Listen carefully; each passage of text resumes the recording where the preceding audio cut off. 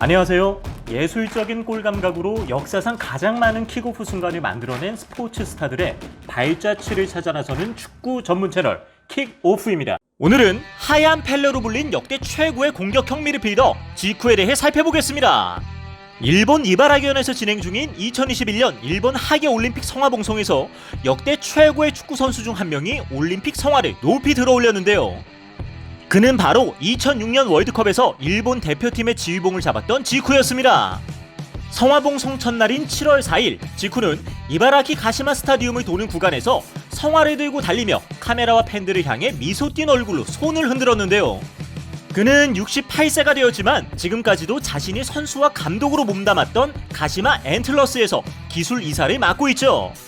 참고로 앤틀러스는 일본 프로축구 1부 리그인 J리그에 속한 팀입니다.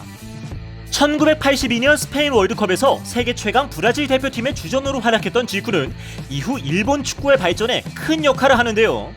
사무라이 블루를 이끌고 2004년 아시안컵에서 우승한 데 이어 2006년 월드컵 예선에서는 12경기 중 11승을 따내며 본선 진출을 이뤄냈습니다. 하지만 12번 중 단 한 번의 패배를 두고도 당시 일본 언론과 축구 팬들은 지쿠 감독에게 이러한 비난을 쏟아냈죠. 악몽 같은 패전으로 일본이 붕괴됐다. 세계를 놀라게 하겠다던 지쿠 감독의 일본 대표팀이 최악의 스타트를 끊었다. 그는 늦장을 부렸고 그 치명적인 실수가 최악의 결말을 불렀다. 지쿠는 1953년 3월 3일 브라질 리우데자네이루에서 태어났습니다. 지쿠의 본명은 아르투르 안투네스 코임브라인데요.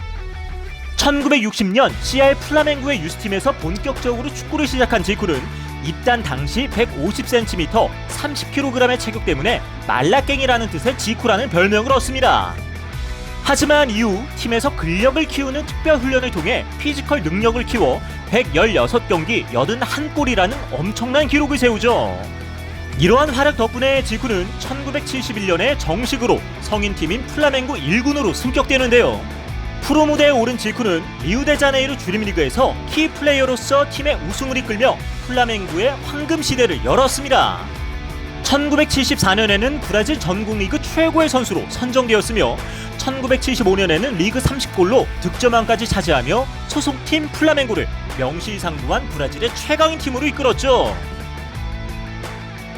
당시 그의 포지션은 미드필더였지만 1979년에는 89골을 기록하며 공격수 이상으로 많은 골을 넣자 하얀 펠레라고 불리기도 합니다. 이후 이 별명은 카카와 루니에게도 이어지는데요.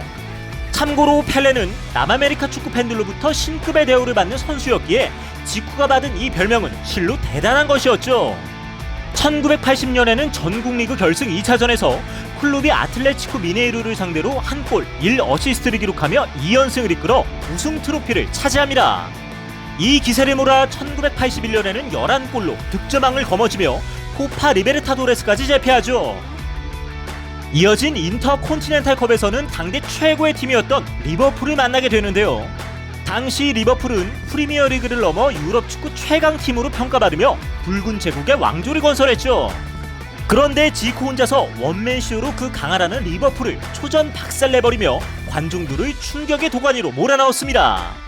당시 지쿠의 골은 없었지만 3어시스트로 모든 골에 관여하며 리버풀을 3대0으로 격파하는 1등 공신이 됩니다. 이때의 활약 덕분에 지쿠에게 눈독을 들인 유럽 구단들의 러브콜이 줄을 잇게 되죠. 당시 이탈리아 리그에서는 마라도나가 미쳐나이 뛰는 나폴리, 폴라티니가 뛰는 유벤투스, 팔캉이 도사리는 로마 등이 기세등등했기 때문에 월드컵 우승보다 세리에 A 우승이 더 어렵다는 말이 나올 정도였습니다. 게다가 지쿠에게 세리에 A에서도 명문으로 손꼽히는 AS 로마와 AC 밀란 등으로부터 이적 제의가 오죠. 하지만 30세에 접어든 지쿠는 1983년 세리에 A 중위권 팀이었던 우디네세 칼초로 이적하는데요.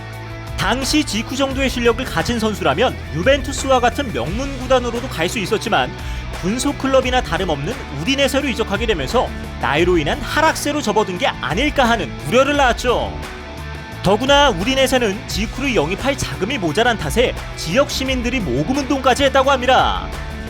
이러한 우여곡절 끝에 결국 우디네세로 이적한 지쿠는 프랑코 카우시오와 호흡을 맞추며 첫 시즌부터 리그 득점 2위를 차지할 정도로 맹활약을 펼치는데요. 하지만 부상을 당한 이후로는 그다지 좋은 모습을 보여주지는 못하죠. 지금부터는 지쿠의 국가대표로서의 활약상에 대해 살펴보도록 하겠습니다. 그의 첫 월드컵은 1978년 아르헨티나 월드컵이었습니다. 당시 지쿠는 리벨리누를 밀어내고 팀의 핵심 주전으로서 브라질을 이끌었죠. 조별 예선에서는 오스트리아, 스페인, 스웨덴과 한조가 되었는데 1승 2무의 성적을 거두며 조 2위로 2라운드에 진출합니다. 2라운드에서는 폴란드, 페루, 아르헨티나와 같은 조가 되었는데 첫 경기인 페루전에서 지쿠는 페널티킥을 넣으며 팀의 3대0 승리에 기여하죠. 개최국인 아르헨티나와는 무승부를 기록했고 폴란드를 상대로는 3대1로 승리합니다. 아르헨티나가 결승에 가려면 페루를 4골 차 이상으로 이겨야 하므로 브라질의 결승행이 거의 확실시되었죠. 왜냐하면 페루도 네덜란드를 꺾고 조 1위로 올라온 팀이었기 때문입니다. 그런데 황당하게도 아르헨티나는 페루를 무려 6대0으로 이겨버립니다. 그런데 해당 경기 전날 아르헨티나 정부가 페루 국방부에 수많은 지원을 해줬다는 것이 밝혀지면서 승부 조작이 있었음이 만천하에 드러나죠. 그럼에도 결과는 번복되지 않았고 결국 브라질은 3, 4위전으로 밀려납니다. 3, 4위전에서 브라질은 이탈리아를 2대1로 꺾으며 대회 무패라는 대업을 달성했음에도 불구하고 3위의 성적에 만족해야 했죠. 다음 월드컵인 1982년 스페인 월드컵에서 브라질은 역대급 스쿼드로 우승 1순위에 꼽혔는데요. 중원에 지쿠, 소크라테스, 세레조, 팔캉이 자리하면서 일명 황금 4중주라는 라인을 구축합니다. 이 시기에 브라질 국가대표팀은 지금까지도 월드컵 역대 최강팀을 논할 때 빠지지 않고 언급되죠. 해당 별명에 걸맞게 브라질은 월드컵 지역 예선에서 20경기 무패 행진을 달렸고 조별 예선에서도 뉴질랜드, 소련, 스코틀랜드를 모두 꺾고 가볍게 2라운드에 진출합니다. 당시 지쿠는 예선 3경기에서 3골을 기록하죠. 다음 라운드에서는 아르헨티나와 이탈리아가 포진한 죽음의 조에 속했지만 브라질은 첫 상대인 아르헨티나를 3대1로 꺾으며 지난 월드컵에 대한 서력을 제대로 해냅니다. 이로 인해 결승 진출까지도 따놓은 당상이라 생각하고 있었죠. 다음 상대는 1라운드에서 3무를 기록하며 간신히 올라온 이탈리아였기 때문입니다. 하지만 경기 시작 5분 만에 이탈리아의 로시에게 선제골을 허용했고 이어 브라질의 소크라테스가 동점골을 넣었죠. 그런데 로시가 추가골을 터뜨리며 다시 앞서 나갑니다.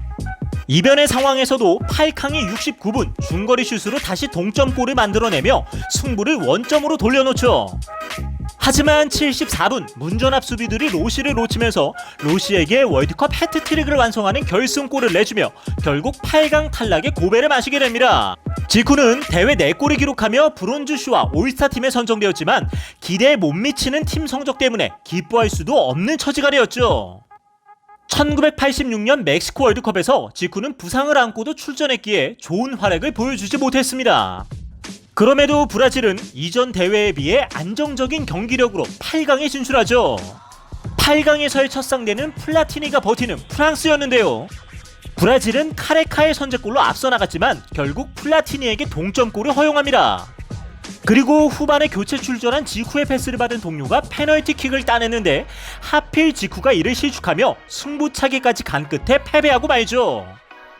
1989년 CR 플라멩고로 복귀한 지쿠는 1991년 일본으로 건너가 스미토 금속공업팀에 들어갑니다. 당시 J리그가 출범하면서 해당 팀은 가시마 엔틀러스로 명칭을 바꾸죠. 이 시기 지쿠는 J리그 출범에 깊이 관여했을 뿐만 아니라 선수로서도 모범적인 태도를 보여 팬들의 지지를 받습니다.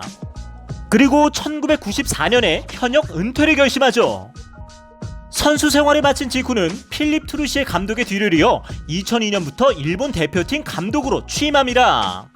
2002년 월드컵 당시 대한민국 대표팀의 주의봉은 히딩크 감독이 잡았기에 두 감독이 양국 언론을 통해 비교되며 본의 아니게 라이벌 관계가 형성되기도 했죠.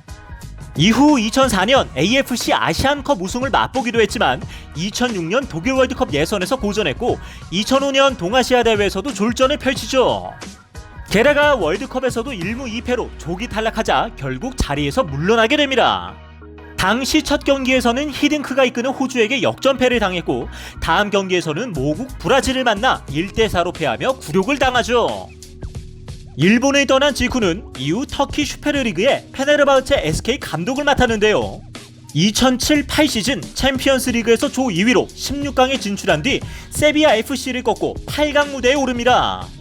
그 뒤 우즈베키스탄의 프로풋볼 리그에 속한 FC 부뇨드코르, 러시아 프리미어리그의 PFC CSKA 모스크바를 맡기로 했으나 각각 1년 만에 경질되고 말죠.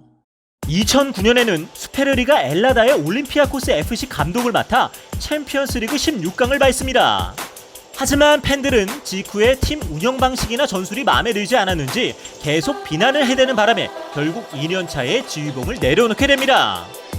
이후 브라질로 돌아가 CR 플라멩고의 단장을 맡으며 2011년부터 이라크 축구 국가대표팀의 감독을 맡습니다.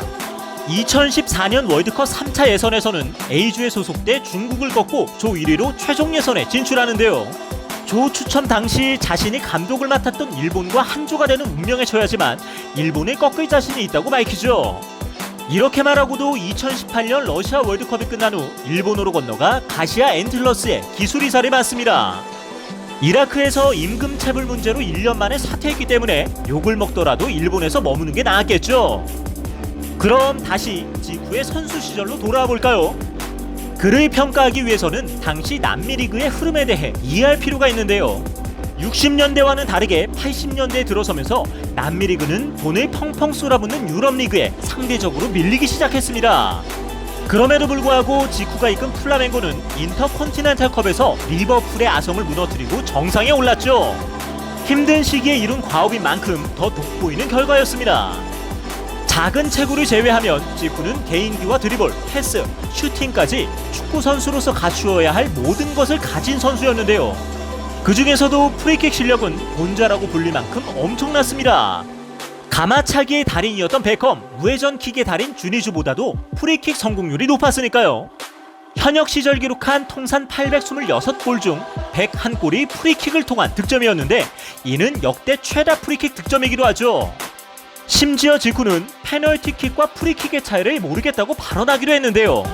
만약 그가 월드컵 우승까지 차지했다면 하얀 펠레라는 별명처럼 펠레와 어깨를 나란히 했을지도 모르는 일입니다. 그럼 축구 왕제 펠레가 지쿠를 향해 남긴 평을 들어보며 오늘의 이야기를 마치겠습니다. 긴 축구사에서 내게 근접한 선수가 있다면 그는 단연 지쿠다. 지금까지 축구 역사상 최고의 프리키커로 평가받는 지쿠에 대해 살펴보았습니다. 오늘의 주제와 관련하여 더 궁금하신 점이 있다면 하단 고정 댓글에 있는 오픈 채팅을 사용하여 언제든지 문의해 주십시오. 저희 킥오프는 더욱 흥미로운 내용으로 여러분께 다시 인사드리겠습니다. 시청해 주셔서 감사합니다.